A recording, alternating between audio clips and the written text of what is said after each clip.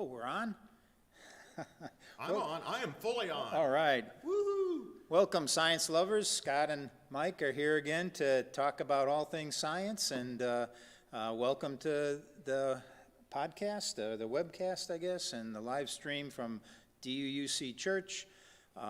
It's wonderful to be here again on a nice sunny day and talking about things we love to talk about. So thanks for tuning in, either at present or in the future, and we appreciate very much. We have some changes coming up, and I think probably we need to talk about that maybe before we get started, Scott. And one aspect of this all, I'd say, is that the church is going to be opening up, at least as it looks like at present, in the new year. January 9th, I guess, is the Right. first day that it's going to be open, which is the second Sunday, obviously, in 2022. And I think they'll have some rules that will basically be following the rules and the scriptures and the determinations that they think are The safe. Scriptures. I'm not sure that the Scriptures. Strictures. Oh, strictures. I thought you said Strictures. Scriptures. No. I thought maybe this was one of those biblical reopenings or something. Yeah, it may be biblical in size or Yeah. something, but maybe not.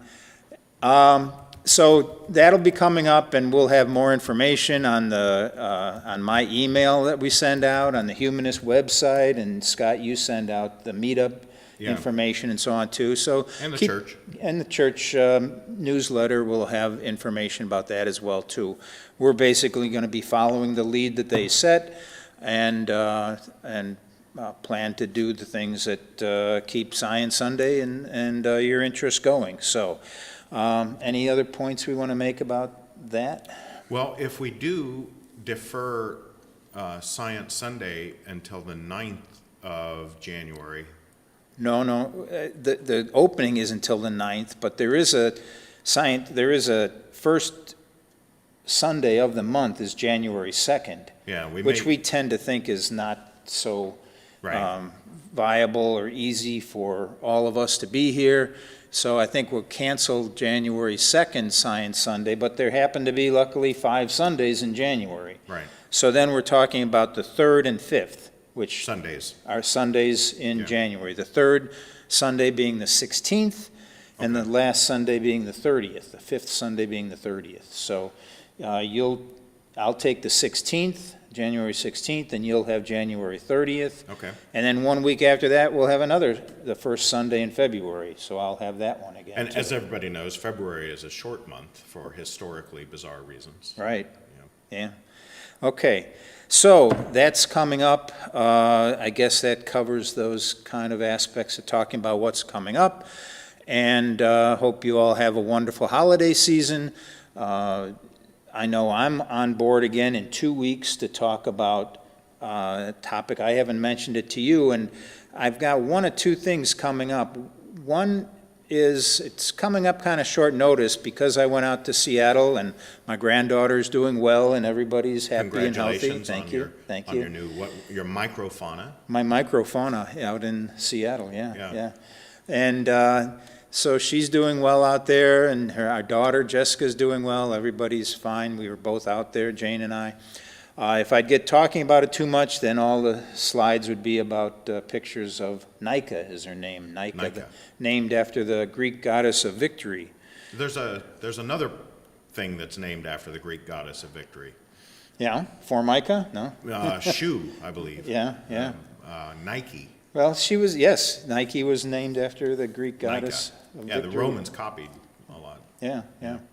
So, anyways, we have all sorts of pictures, and if I'd get started talking too much about that, then it would be a slideshow of my granddaughter, and I don't. Well, you could talk about the science of infancy or something to tie it all in there. Yeah.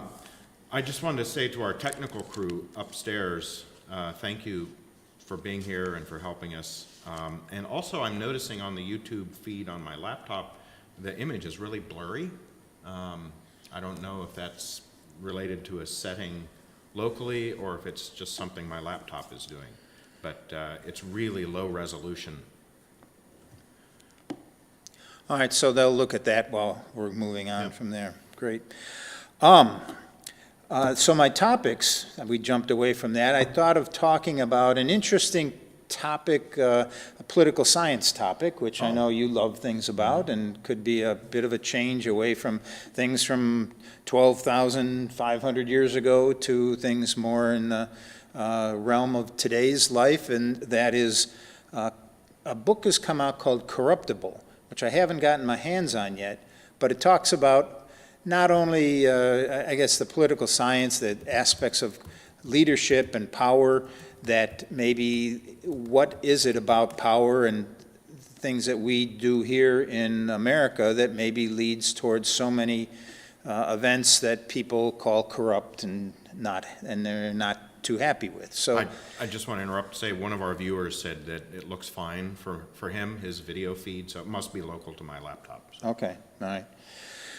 And so talking about what makes things corruptible, some of his thesis is that maybe some of the things that we look for and who we reward as they're seeking power, who gets power, how do you obtain power in the world, how do humans pass on power to others, and is it something that's endemic or the same all across the world, or is there something different about things that are going on in American politics and power plays?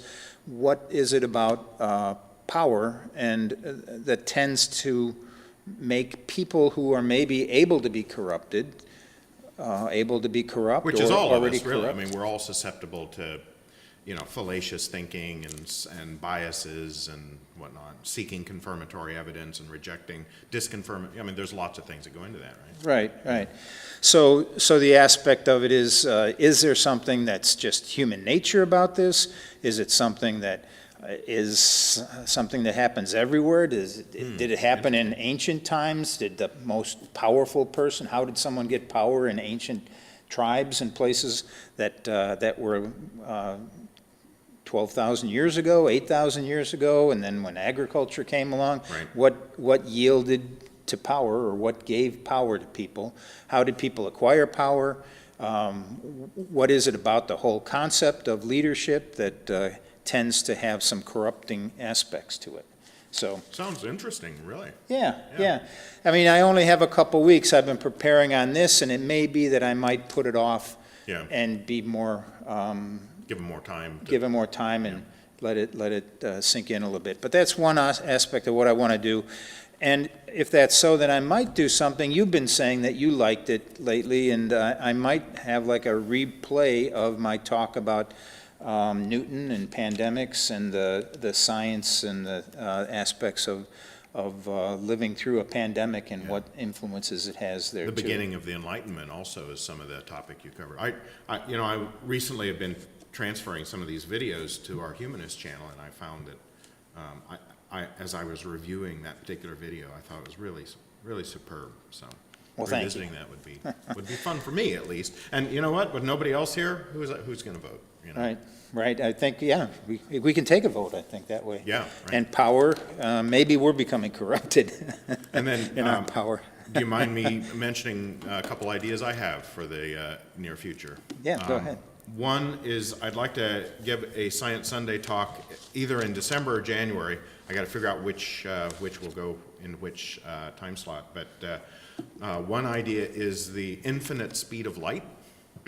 So I probably am going to raise some eyebrows with that You notion. just did. Infinite. I saw that. Yeah, In infinite. fact, both your eyebrows. Yeah. Yeah.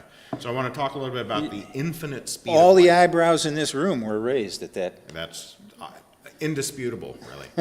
And then the second science topic that I think I'm going to tackle is refuting the selfish gene. Ooh, So Dawkins stuff, huh? Popular idea that Richard Dawkins came up with about 40 or 50 years ago. I want to talk about some of the concerns with that idea and misinterpretations and anthropomorphism and other things that just really get me worked up. So Some of that was like the beginning. Dawkins was, that was Dawkins' kind of splash on the main Right. stage of science when he wrote the Selfish Gene. And then he even came up with the term meme, Right, his that's right. development in that, and that was, so a lot of, you're taking that on, huh? Yeah, well, Wow. I've seen some recent computer simulations about genetic programming, for example, like literal programming of a computer using things called genetic algorithms, and I want to fold that into this talk about how genes operate and why we may anthropomorphize them as being selfish or not. So, Okay. see how that goes. Yeah, neat. All right, well, we do have stuff to talk about today, All too, right. so let's get on to that. Pleistocene megafauna. We had fun talking mainly about Beringia and a little bit about the plants and animals of the time there, and gave a little bit of short shrift maybe to the animals that are around in that time. Did a little bit more emphasis in that talk about the people, the spread of hominids across North America. And so we decided that it would be good and fun to talk about the Pleistocene people, the megafauna during that time, mainly with an emphasis on North America, although I have a few examples of other places because there's some atypical things that have happened elsewhere. First of all, probably when you think of Pleistocene megafauna, you think of some of the pictures that are on this stage, and if you'd have to specify what you think about each of those critters there, can you generalize about those animals, Scott? Well, I noticed that they're all furry, Yeah, yeah, so I guess that means they're mammals. yeah, yeah. And I don't know, the landscape looks fairly verdant, but you know, there's greenery and there's water. What else can I generalize about them? That pretty much is what I was going for. It's Okay. some of those aspects of, first of all, you probably think of mammals and large mammals Okay. and so on. That's not always true in some of these cases, but if you think of the animals that have perished because of the things that occurred about 12,500 years ago and why they occurred, the big die-off of so on, you tend to think of mammals. But Yeah. there's more that's happened. There's less die-off in the oceans, at least that we know of, right? But other critters of reptiles and birds and so on had some part to play in this as well, too. And it's Okay. probably less well-known, and I'll try to pay some attention to it. But we will be talking mainly about the mammals, carnivores, herbivores, and omnivores that were present at that time, what's happened to them, why did they get so big? That's another thing you could say about it. These are big. Even that bison that's laying down there was actually the original bison in Beringia in North America, was much bigger during the Pleistocene time than the bison that you'll see today if you drive out to Fermilab or whatever. Yeah. So why did they get so big? What's going on with that? And why did so many die off? A couple of those topics I want to explore a little bit with the latest ideas in science, which aren't always determinative, but they are interesting and developmental too. You know, the best we know is the best we know. Right. I've always felt that myself too. Yeah. Somewhere around a megafauna, first of all, is defined as any animal that's over 100 pounds in weight, somewhere around 44 kilograms. So, so even antelope are considered megafauna, right? Okay. Just to have it in your mind, what's megafauna and what aren't. Beavers can be megafauna, and at that time they definitely were. We'll see some pictures of some amazing So rodents. people, human beings, We're megafauna as well too, right? impressive. Some of the sites that you may have heard about, if you think about places where megafauna has been located, throughout the whole North America and South America, though all the Americas are evidence of megafauna in many places, but some of the places, and maybe you've even been to some of these places, Big Bone Lick in Kentucky is a salt lick there that animals got their needed nutrients of salt. A Big Bone Lick in Kentucky. La Brea tar pits in Los Angeles. I remember going there when I was pretty young, and just fascinating thing. Now it's right in Hollywood and Beverly Hills area and so on. You know, I think it's downtown. Yeah. grown up around that area. Yeah. yeah.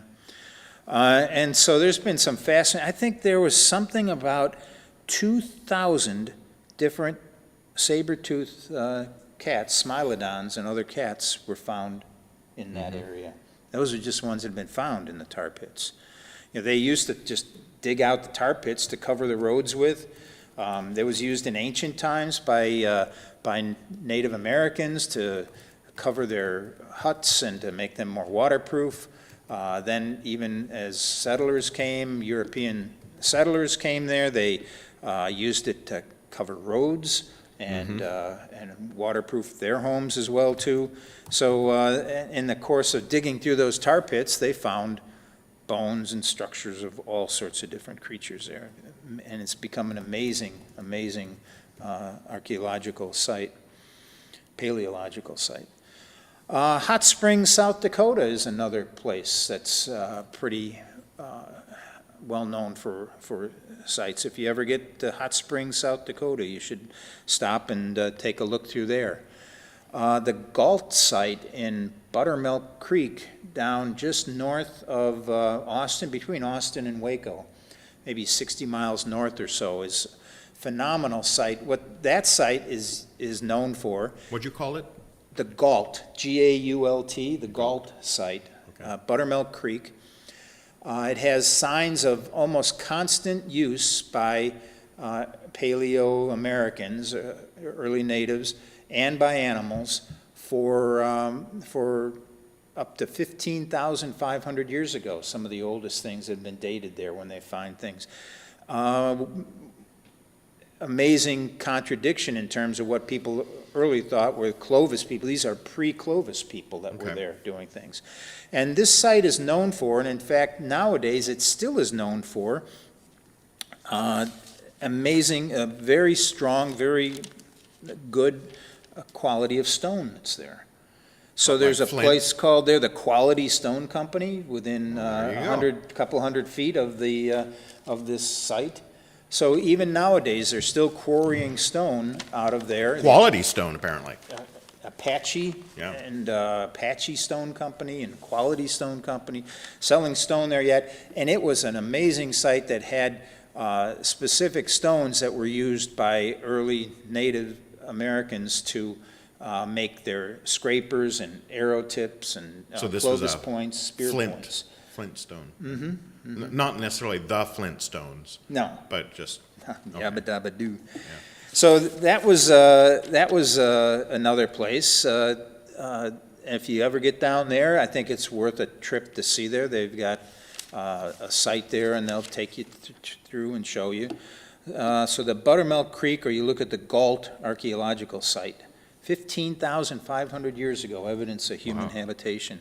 And always, there's stones that have been found in many places. I can't speak to how spread out that is, but the stone that's found from there was chipped and made into like trial pieces or transportable pieces. So you'd take a stone that was of massive size, and they'd knock it down in short order, 15 minutes or something. You could knock it down so you could carry 10 or 20 of them around with you. the raw materials for Right. projectiles and Right, and then they would transfer those stones were then transferred and traded and sold or bartered, and not sold, I'd imagine, but bartered and traded, and they were found up in the Pacific Northwest, Wow. on the East Coast. Very, very valuable stones for people at that time.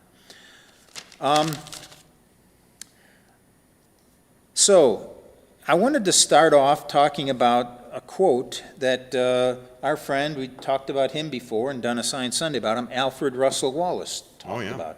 He was very amazed. He traveled all over the world. He'd been in South America, and he spent time in the Malay archipelago, like we talked about. And he wrote in his book called The Geographical Distribution of Animals, 1876. So this is after he'd returned from his trips, and he and Darwin had talked and worked together on discussions of evolution and so on. Darwin's book came out 20 years earlier or so. So Wallace was younger than Darwin and still kept current with things. So he talked about, and here's a quote that I think has a lot of real interest to me in it. It in fact became some of the subtitle for some of the books that I've used in my talk about science Sunday in the American Megafauna. But he said, "We are in an altogether exceptional period of Earth's history. We live in a zoologically impoverished world." In 1876, he said this, "A zoologically impoverished world from which all the hugest and fiercest and strangest forms have recently disappeared." And we'll talk about all those huge, strange, and fierce forms. This book talks about world's hugest, fiercest, and strangest animals. Well, there you go. So, all these animals have disappeared. Yet, it is surely a marvelous fact, and one that has hardly been sufficiently dwelt upon, this sudden dying out of so many large mammalia, not in one place only, but over half the surface of the globe. So he wondered about it and postulated about it and thought about it and wanted more study about it. In fact, if we give some facts, something like in this time, at roughly 13,000, 12,500 years ago, 3/4 of the megafauna in the Americas and Australia died out. Giants, sloths, beavers, horses, camels, whole varieties. We'll go through a lot of these things. All 3/4 of them in America died off, all within a fairly short period of time. The toll is closer to about half of the megafauna in Europe and Asia died off. And it's in Africa, probably only about 1/6 of the megafauna there died out at that time. So that's a big, big die-off. It's one of the amazing extinctions, and it's probable that we're still in this same extinction. It's so current, it's so recent that it can be considered current. More animals are dying off. Rhinoceros are dying off, and I think the last male white rhinoceros, white northern rhinoceros, died off in the last 10 or 15 years. Yeah. And we may have, well, not may, I don't want to be mealy-mouthed about it, we are accelerating it. Human activity is certainly accelerating that. Right, and is it something that was going to happen?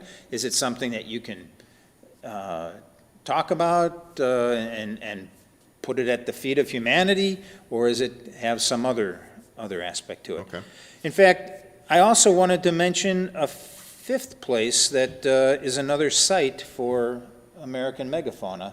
I mentioned the four, Big Bone Lick and La Brea Tar Pits, Hot Springs, and the Galt site, Buttermilk Creek. Fifth place, DuPage County, Illinois.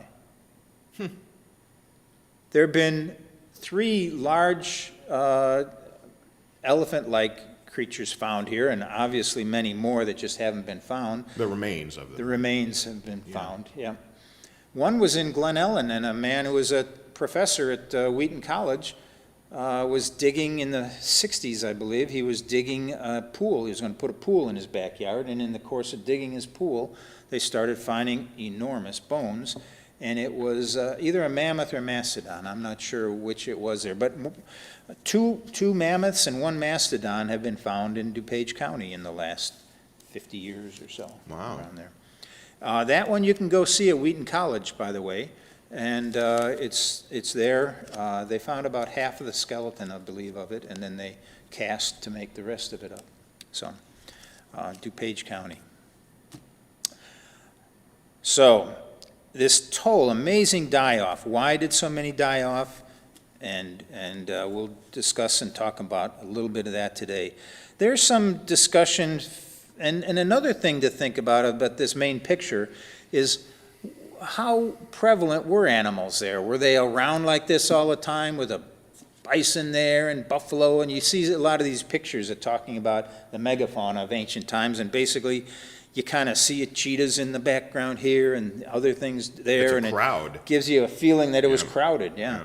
So one study that seems to take the amount of grazing, the browse that was available, and the food that was available, they thought that, at least in Beringia this was studying, it was fairly well populated. There may have been 25 tons of animal per square mile.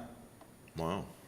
And that would be maybe 2 mammoths, 12 bison, 15 horses, and 25 caribou. That would total up to about 25 tons. Wow. And plus an accompaniment of big cats and wolves that would go on with it as well, too. So there was a pretty large selection, I would say, it seems to me, of a healthy population of creatures at that time. And then you think that a healthy mammoth took in about, do you want to guess or do you want me to say? How many pounds of grass or browse would they take in a day? Let's say 200 pounds. They would take in maybe 600 pounds, it's been calculated. 600, wow. They are basically eating all day. Yeah. It's an inefficient system. Oh, right. Eating grass is not efficient. Yeah, I kind of extrapolated from what humans take in, but that's right. Grass is a lot less nutritious, so. Right, right. So they'd have to take in about 600 pounds of browse a day, and they'd put out about 400 pounds of dung. Where'd the rest of it go? Growth. So they put, well, I doubt that they put on 200 pounds of mass a day, but through Energy respiration and you yeah, could, yeah, all right. Shivering Yeah, and growing hair and replacing hair and different things like that. But wow, yeah, 600 pounds of 600 grass. pounds of grass to eat a day. You don't need a goat for your estate, you need a mammoth. Right, right.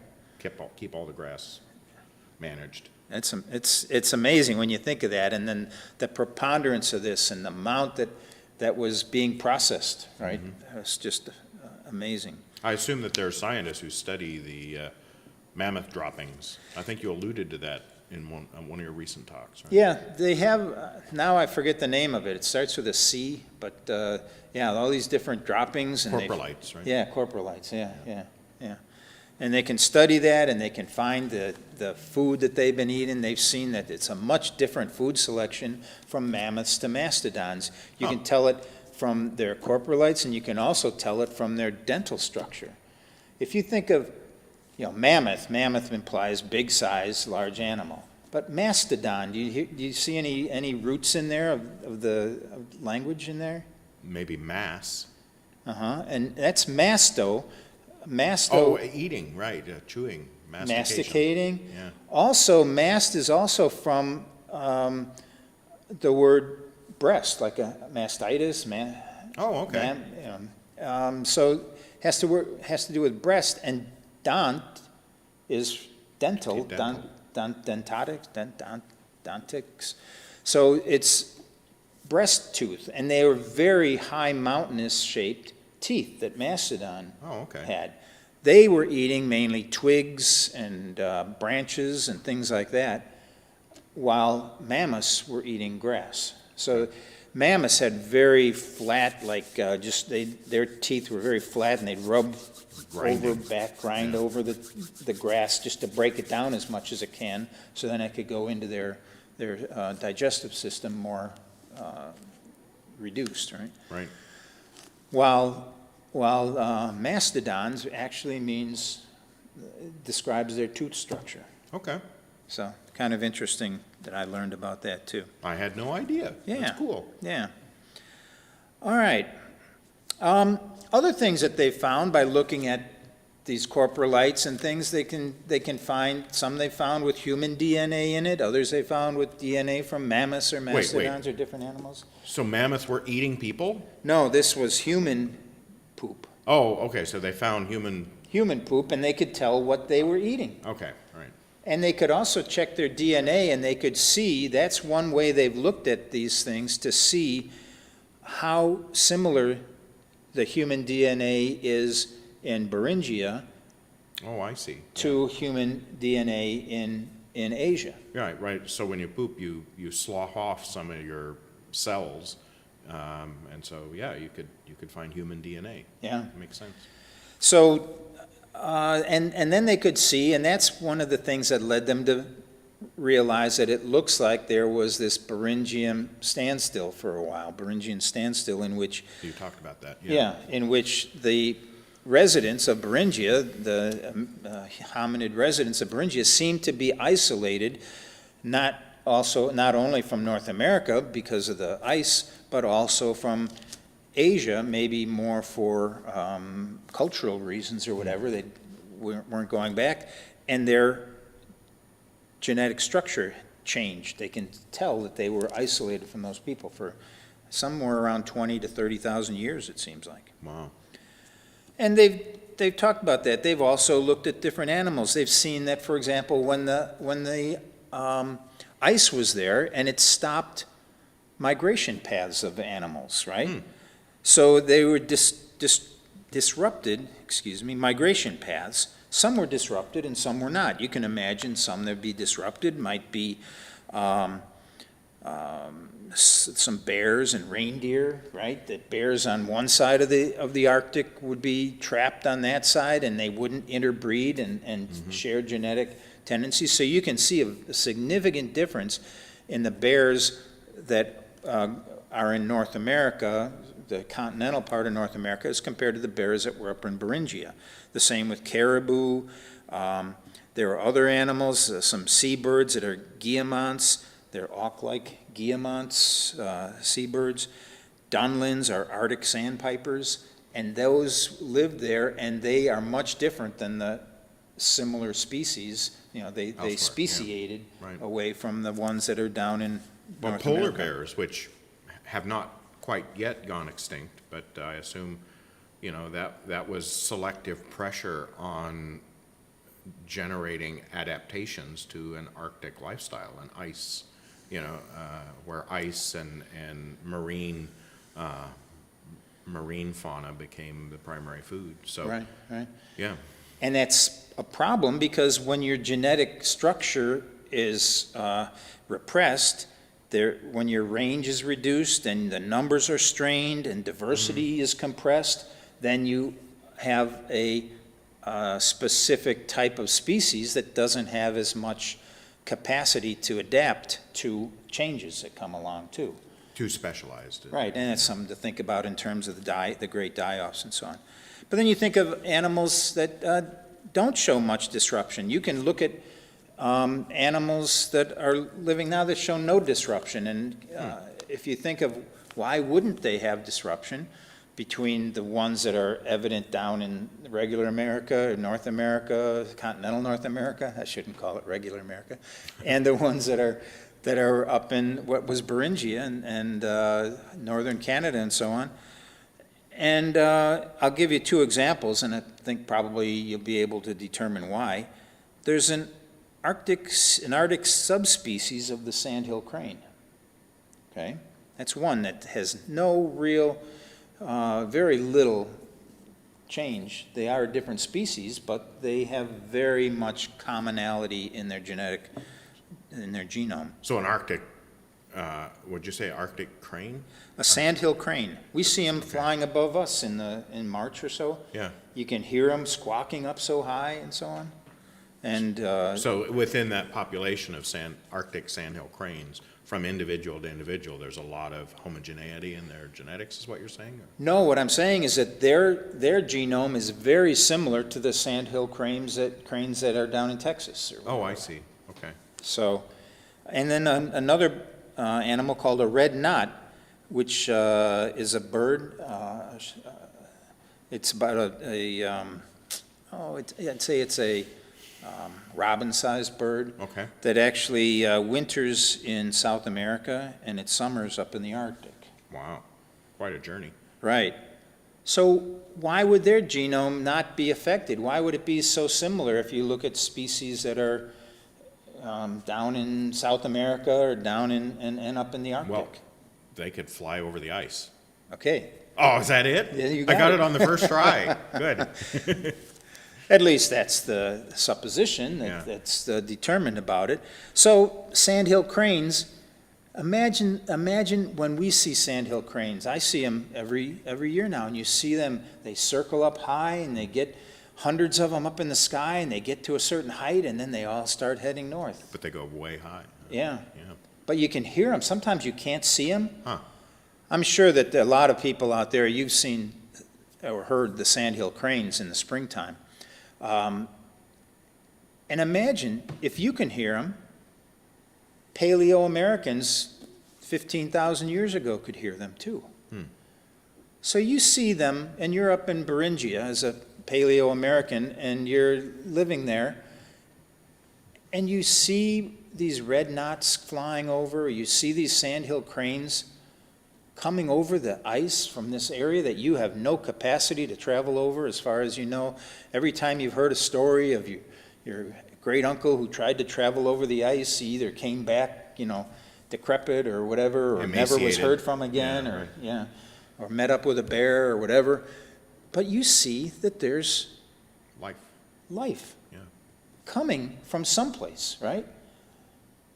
These natives, they knew that there was something on the other side of the ice. They did not know that. It Because those wasn't- cranes don't eat ice. Right, So they were coming from a place that had, more food for the birds. right. Possibly And more every food for year, people. every year they came. That could lead you to decide that you think that you should make a journey there. These animals, it's nicer in the summer, where these animals were at a place that was nicer, and they found a way to get to this other place where there was new browse for them that happened to be where you lived. You could decide that that was something that you might want to try too. So as an impetus to try to decide to try to break through the ice structure, maybe take a boat around it, Yeah. or walk over it. There's an amazing book here. I kind of fell into it by chance, but if you can read Atlas of a Lost World Huh. by Craig Childs. He's gotten awards for his science writing, and he writes these stories. He's traveled around America looking at the signs. He's gone to Buttermilk Creek, and he's gone to the different places, and he's taken these kayak trips through the waterways of Georgia, South Georgia, and into Florida. That were the paths that ancient people took, and looked for signs of ancient life. Wow. So it's a very compelling book. I recommend it highly. Atlas of a Lost World, Travels in Ice Age America. That sounds really cool. Craig Childs. Yeah. Really wonderful, too. Yeah.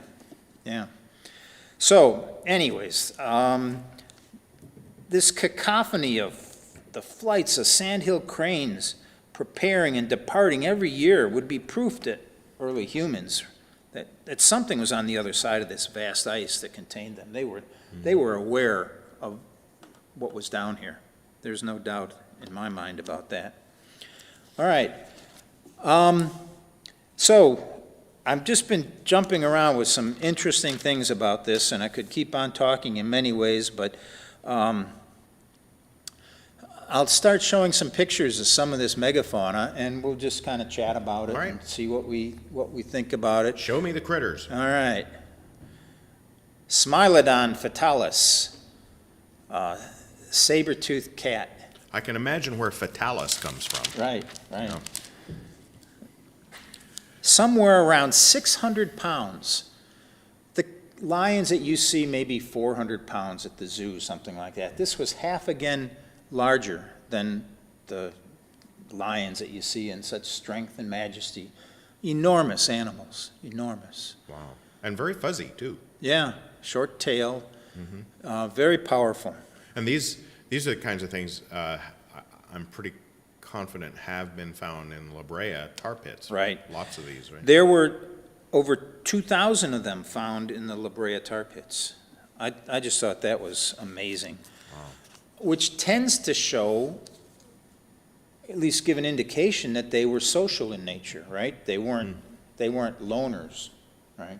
They were social in some nature. I wonder if they hunted socially like wolves do. Right.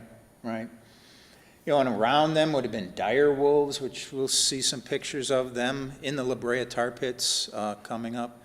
But yeah, amazing predators. There's talk about their teeth actually are fairly, they're the main feature of them in the front there. But actually, they were fairly fragile. They'd have been obviously good for digging in and cutting a jugular vein or something like that, but also very susceptible to breakage. And animal with broken tooth was probably done for, you know. And Unless they were just for display, or I wonder if they were functional, if the animals were functional without those large incisors or not. yeah, But, yeah. so evidence indicates that if you had a broken tooth, it didn't heal and the animals quickly died, is that? I don't know if they have evidence of that. That's a Okay. pretty tough one to say, but yeah, they thought that it could be useful for cutting up the prey later to bite into it and so on.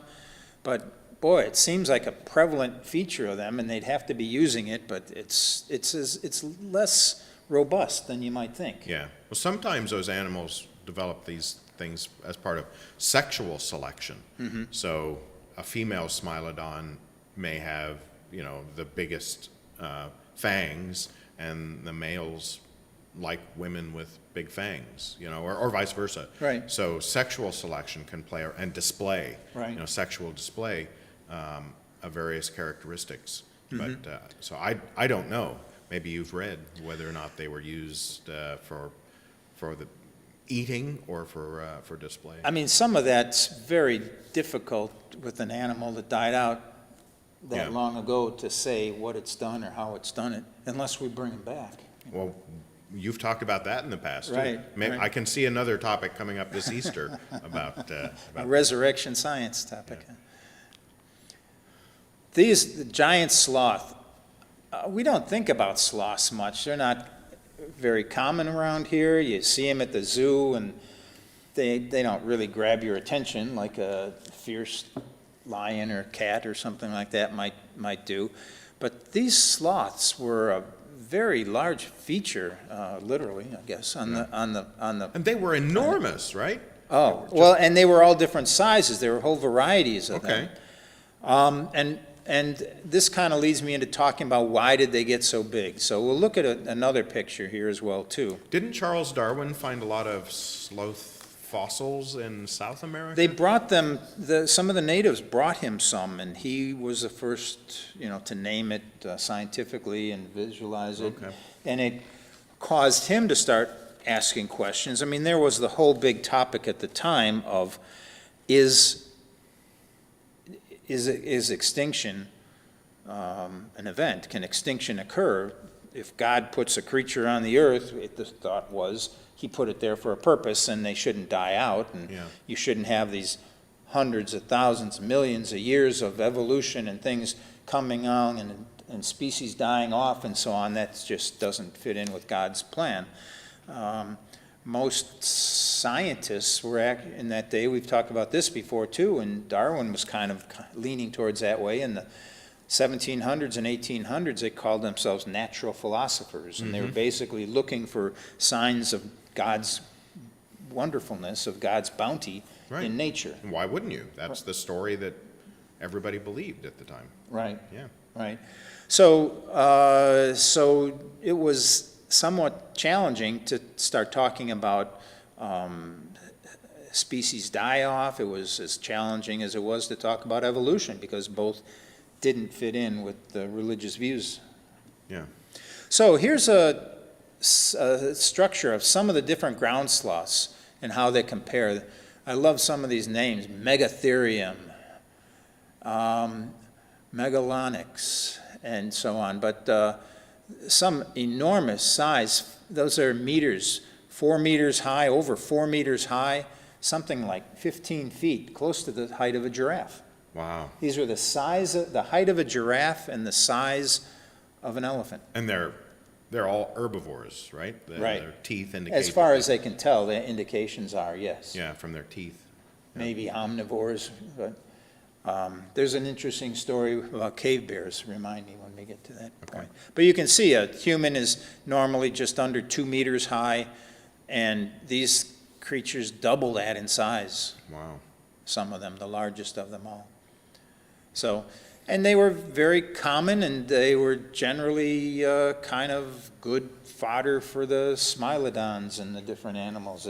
They weren't very fast-moving. They, meandered around, and it was always food for the taking for Smilodons that could A sloth persevere. buffet, as it were. Yeah. So that's an amazing set of pictures there when you think of that. This is a fossil buildup of one of them. That was the second one. Let me see if I can pronounce its name here. That's the Iramotherium. And it looks ferocious if you look up at its head there. But it's not so. It's basically an herbivore, plant eater. Could probably defend itself, at least. I mean, look at those claws. Yeah. Yeah. And around it, if you look at the bottom, pictures to the right there, those are actually Pleistocene era armadillos. Huh. Oh, I thought they were boulders. Yeah. Somewhere in the neighborhood of 1,000 pounds for those things. Wow. An armadillo of 1,000 pounds. Again, with a little bit of, defense mechanism, a shield against the Smilodon's teeth and so on. So, but not a fast-moving animal either. Just amazing to imagine that these things walked the earth, and while people were here too, right? Right. People would have seen these. People would have maybe tried to kill them, try to hunt them. Just beyond the point when humans started keeping better records, and the invention of writing and glyphic languages and whatnot. Just a little bit beyond that, just a couple thousand years removed from that.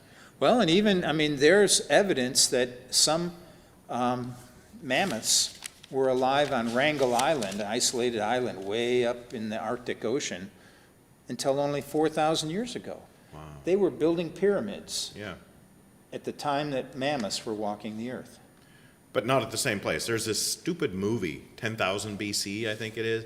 Stupid movie. It's got a picture of Egyptians building pyramids in 10,000 BC, which they didn't. You had to wait another 6,000 years or 8 before that happened. And then it also showed mammoths and other things there roaming around helping to, I think, haul the stones. It's complete bunk. But in isolated patches, some of these amazing creatures persisted into, the era of human civilization. Right. Definitely, the agricultural world developed maybe 10,000 to 8,000 years ago, so it was roughly about this time that things were happening in the Fertile Crescent and so on, but there weren't sloths there at that time. What, you were going to tell me how they got big, or are you going to save that for a few minutes from now or something? Yeah, there's a theory about getting big, and that's called Bergman's rule, basically. And it's been a little bit disputed in ways and so on, but basically Bergman's rule states that populations and species of larger size tend to be found in colder environments. Huh. Now, that's not a all or nothing. It's not all. There were beetles, like I say, up in Beringia. There were small creatures. But if you're in competition, which evolution says you always are, a larger creature would have more of a tendency to survive. And when you think of why that is, or why it would be, there's a couple of reasons. One is, the larger you get, there's no other animal constraining you in that niche that wants to take what you can take. You can muscle your way in, is Right. what you're saying. Yeah. But if you're a smaller critter, you're always in competition with other smaller critters. So you may find a way to eat this grass, but then if another smaller critter evolves to eat that same grass, then all of a sudden you're out of your diet. But if you're a larger critter, you're filling a niche that hasn't been filled yet. So there's some evolutionary pressure to get bigger, is what this theory states, okay? Larger animals, and in colder environments comes in because larger animals have a lower surface area to volume right. ratio. That makes a lot of sense to me. Larger animals have a lower surface area to volume ratio, so they radiate less body heat. Retain more. They retain more body heat. They don't have as much surface area to lose it on. I like that one. Okay. Yeah. But there's some criticisms about that too, because in colder areas, what's the food availability? Right. The resources that are available. Well, and out if you're there. a larger animal, maybe also you've got a longer stride and a larger range, so you can get to scarcer food. Yeah. You know? But you need more if you're looking for 600 pounds a day to fill Yeah. up your tum-tum, you know. Yeah. The problem, so there's effects of body size on success as a predator. If you're too big, then you maybe have trouble catching other critters. Yeah. And you have to catch them more because you have to replace more energy to Right. do that. Well, there's kind of the opposite of that, the dwarfism that happens geographically isolated places like islands. Some of the smallest examples of offshoots from species, dwarf elephants and even smaller human beings, Homo florensis, were in island ecosystems where the ability to range far was just not relevant. Right, right. So other things about fat storing capabilities. A larger animal can carry more fat on its body. But also, we talked about capacity to predate, but also vulnerability to predation from other animals too. If you're bigger, there's effects that your size has. Maybe it slows you down, or maybe it makes you more resilient to fighting. Even today, whales and elephants don't really have to worry about predators. Right. Many whales, many sorts of whales, some of the largest. Except humans, right? Right, yeah, humans have figured out a way to kill everything. But weight can be, size can have advantageous. First of all, large volumes, like I said, conserve heat. You also use food more efficiently as a larger person, and you can digest food more efficiently as well, too. Longer intestinal tract, that kind of thing. Yeah. And it's good in colder climates. If you have these fats on you or more, you aren't so, you're more resilient in case there's no food available for a week or two or a month or a season or whatever. So they can build up their resources and then live off them longer if they're bigger animals. But the other thing is, the other side is that there's negatives during times of stress. For example, generally large animals only have one offspring, right? So there's a long gestation period. Elephants' gestation period is like 22 to 24 months, almost 2 years of pregnancy before a small elephant is born. But so long gestation and one at a time means a slow reproductive rate. So if you're challenged by things and things are causing deaths in your community, it's harder to reproduce enough animals to get to keep things going, to keep your species alive. So there's a lot of stresses about being a large animal as well too. There's negatives and positives. All right. This is one I wanted to bring up with. It isn't from America. This is, there are a lot of these large birds in Madagascar. This is the elephant bird. And it's roughly 500 pounds, something like that, maybe 1,000 pounds even.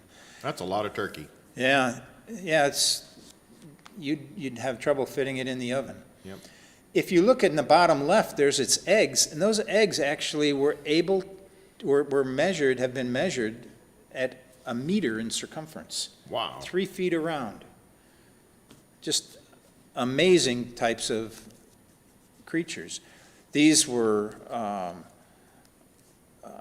common in the South Pacific, New Zealand, some of the Malay archipelago. This is called, like I said, the elephant bird. And so this died out as well at about the same time. And there's questions, why did it die out? And we better get to that pretty quickly here, too. This is a reconstruction from skeletal evidence of a North American beaver. Wow. The beavers could weigh about 300 pounds, almost the height of a person.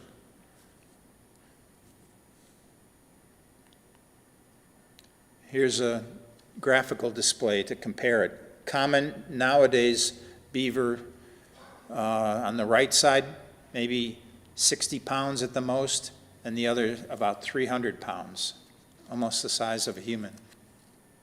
They're not sure if it went through building dams and building nests and things like that, but it had similar structures of its teeth and so on. Yeah.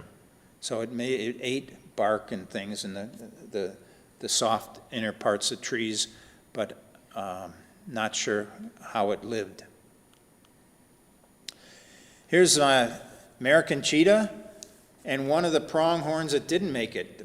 Most of the pronghorns actually had 4 horns like that. Huh. One style had equal-sized horns, and another side had small horns in front and larger horns in back. So this is American cheetah chasing one of the pronghorns that species didn't make it. There were, I believe I said in another talk, something like 14 different species of pronghorns. Yeah, they're your favorite animal, right? I think so. Only one of them survived, and One species. Yeah. one species survived, right? And cheetahs are very odd creature too. There's so few of them left, and they were down to so few that they are very, very genomically similar, amazingly similar. I think somebody took a study and they got tissue samples of something like 50 or 100 cheetah, and they brought them to somebody who was knowledgeable about this to compare them and to look at them, and they said, you really didn't do that. You got the same cheetah. Oh, wow. The structure was so similar. Cheetahs, if they're in some kind of danger, you can take almost any cheetah and give it a skin transplant from any other cheetah. You know, they have. And they won't reject it. They won't reject it. Wow. They'll accept that. Yeah. So here's a mastodon. This is the browser, eating twigs and branches and things like that. The tusks are similar to that in almost in all found mastodons. They A little go bit up smaller. above, yeah, right. You can see how small the ears are. There's no good reason for ears to be big, especially in colder climates. It's just a heat loss area. Yeah.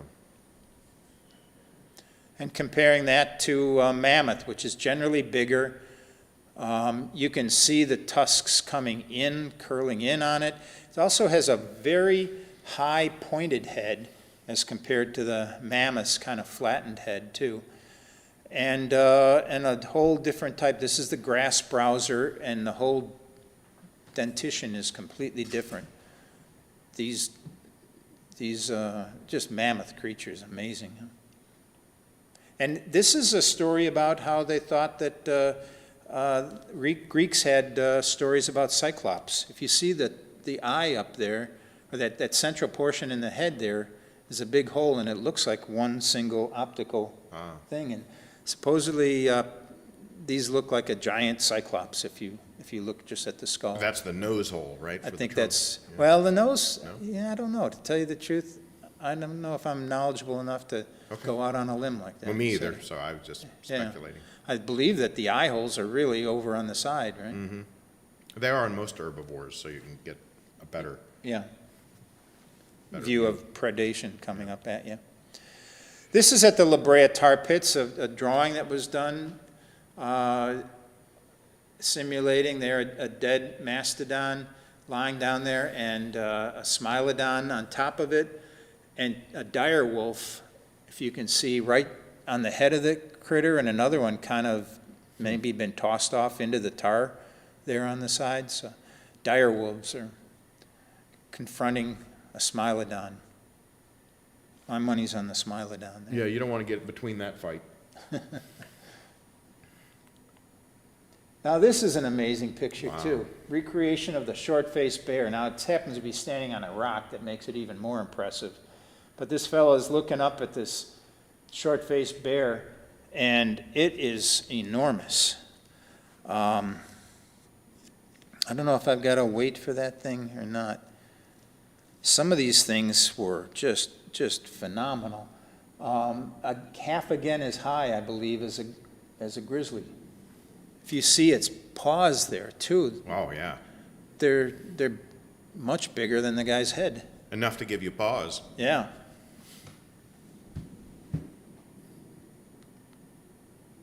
This is another short-faced bear on all fours, as high as a person's head. You know, a black bear is maybe up to about your waist or Right, something yeah. like that, 300 pounds or something like that. A grizzly is maybe 1,000 pounds. These guys, I believe, were 2,000 pounds, something like that.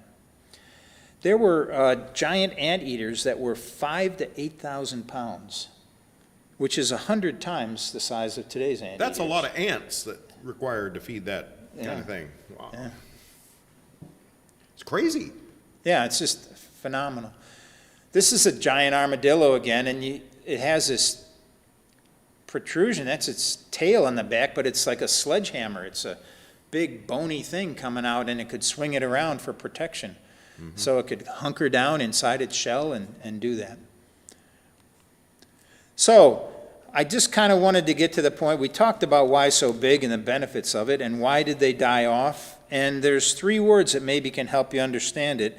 Overkill, which would be the preponderance of the theory that humans came, and with the Clovis points or the different types of things, they came on, and these animals were kind of naive. They didn't realize this critter that was so small compared to them could be of any danger or problem to them. And why would people kill so many? You know, well, we can ask that. Why the bison were killed by white hunters, and you know, in For the sport, 1800s. fun, and food. Yeah. Yeah, and maybe sexual selection too. You're the best hunter. Right.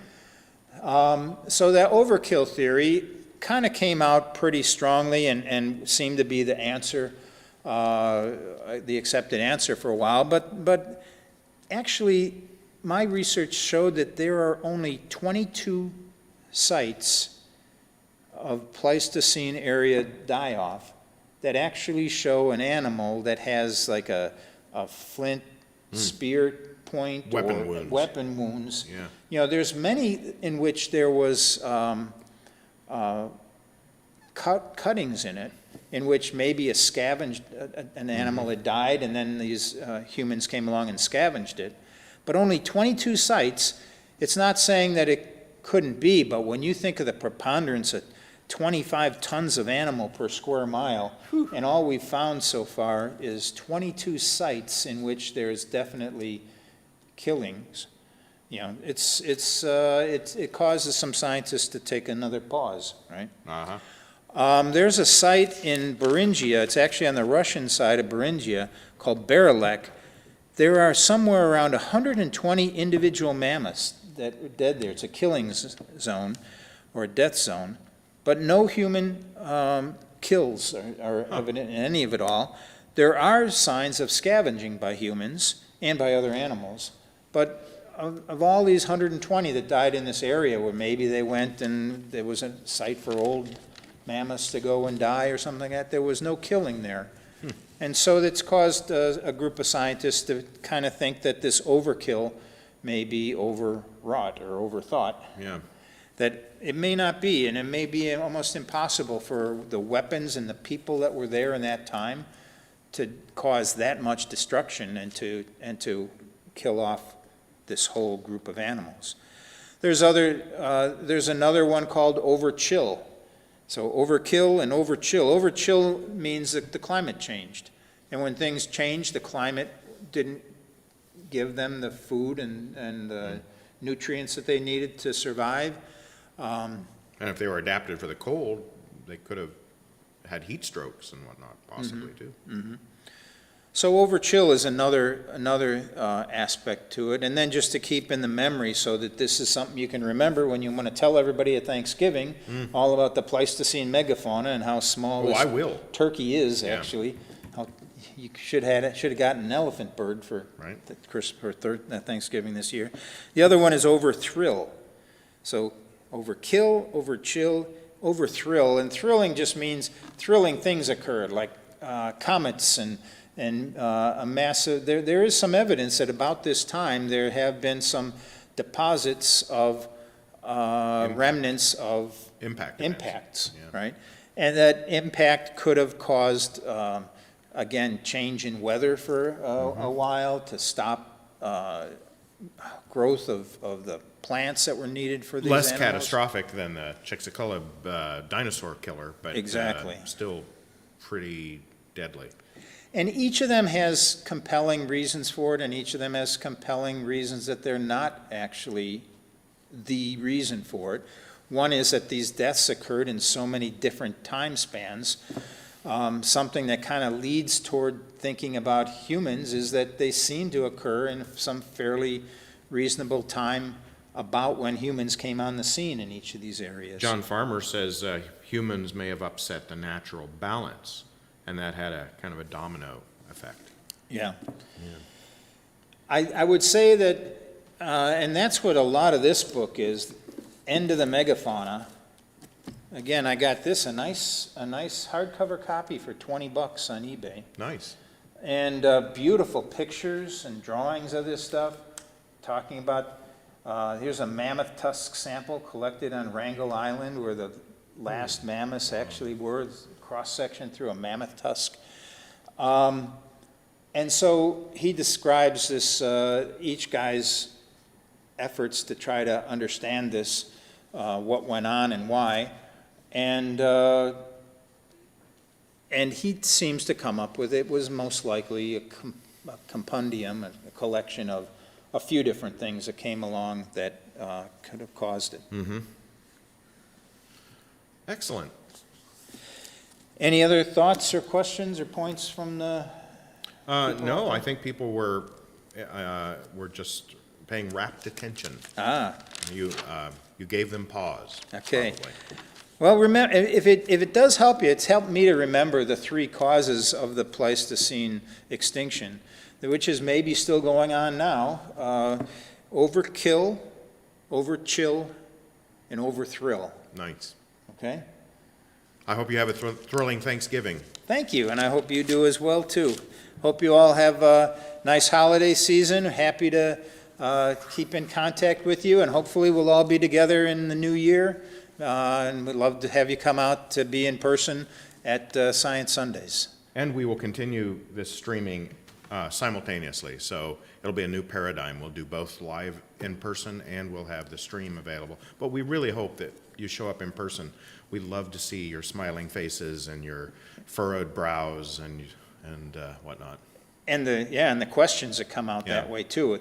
I would say that, we felt like we faced questions a lot more when people were in the audience. It was a lot more comfortable, and they could kind of go on an impulse to talk about whatever they felt like was an issue of concern.